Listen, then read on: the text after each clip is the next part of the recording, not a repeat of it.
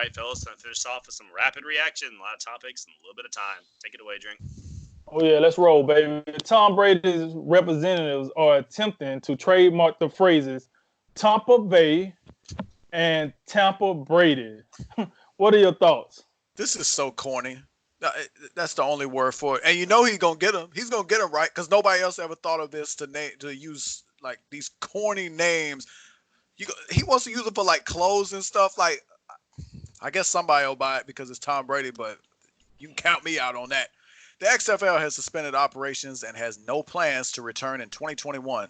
Disappointing news, right? Come on, baby. Come on, XFL. I've been hyping you boys up. I've been talking about y'all going to come back with a bang, and then y'all just let the coronavirus just come and hit you with the throat slash. Yeah, it's disappointing, man. We was getting used to it. We was commentating on it. We seen the differences. We was talking about what the NFL should take, what they shouldn't take, and it was entertaining. It was an entertaining product. So, yeah, it's disappointing, man. After a 13-year career, slugging corner infielder Matt Reynolds is retiring. Anything you want to share about his career?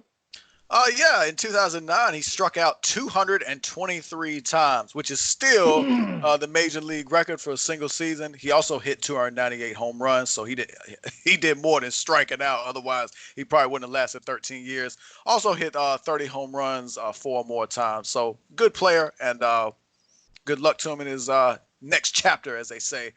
The Texans have acquired wide receiver Brandon Cooks and a future 4th-round pick from the Rams in exchange for a 2020 second-round pick. All right, I'm going to leave Bill O'Brien out of this. Is this a win for the Texans or the Rams? Hey, listen, even if you leave them out, this is a win for the Rams. Look, the Rams are strapped for cash. They trying to get any type of equity they can get out of players they got. And you already know how I feel about Brandon Cooks. He's a walking concussion. Let's be real here. He'd have been on 3 teams already. So if he was that good, he would have stayed on one of the other 2 teams, but he didn't. Well, one of the other 3 teams, I should say. This is 4th team in a short career. He hasn't been around all that long, and he's been traded 3 times already. So I'm going to say the Rams won this one.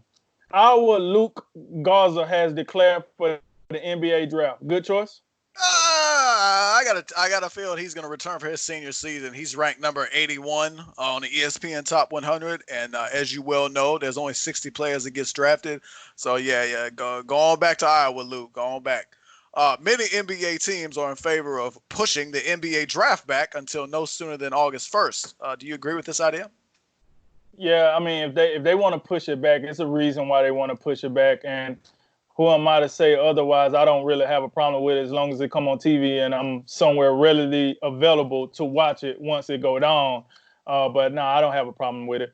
Major League Baseball and Sony Interactive Entertainment are joining forces on a competitive MLB The Show League, which is featuring a player from all 30 teams. Do you plan on watching?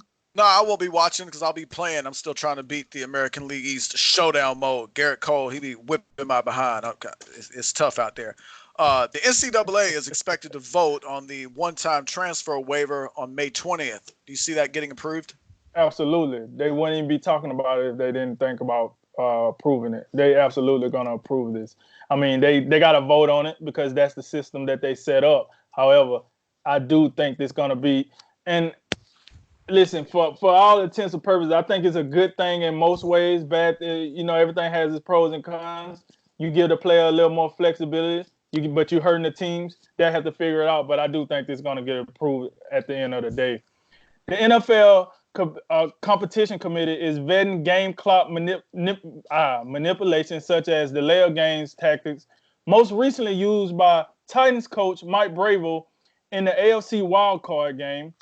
Should this tactic by Vrabel continue to be allowed, or should it be changed?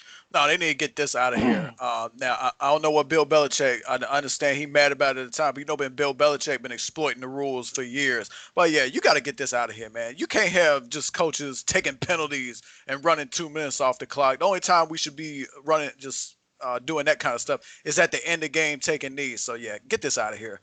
Last one. Now that UFC 249 has been canceled and there are no dates in sight for future fights, is the UFC done for the immediate future, or does Dana White figure out something before then? Well, see, I think if Dana White didn't have to answer to ESPN/Disney, this wouldn't be a question. But here's what I do see. if he so happens to get this island, get this island together that he's been talking about here recently, he has came out on a record and said he does plan on fighting. He have 42 fight cards that he want to finish out throughout the year, and he do plan on getting those fight cards, whether that's twice a week or whatever the case might be. I'm gonna go with Dana White on this. He's very aggressive. He's a forward thinker, and I think he wants to get UFC fights on the screen as fast as possible. So I'm gonna say yes, he's gonna figure it out before time. All right, that concludes today's Drink of Wisdom. I'm Cody Warden. I'm Jay Wise. And I'm Nathan Drinker. And remember, make tomorrow better than today, and make today better than yesterday. And you know what we gonna do? We gonna holler at you until next time, baby.